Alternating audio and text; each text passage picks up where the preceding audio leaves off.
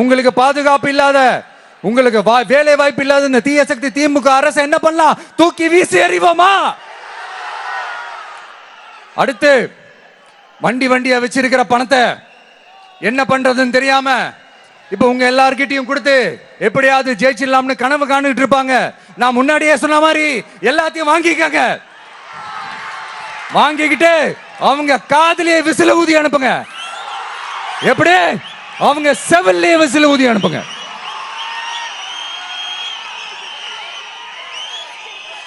எப்படி ஸ்மார்ட்டா நம்மளை ஏமாத்தி கொள்ளையடிச்சாங்களோ நாமளும் ஸ்மார்ட்டா இந்த திமுக அரசுக்கு வேட்டு வைக்கணும். வைப்பீங்க தானே?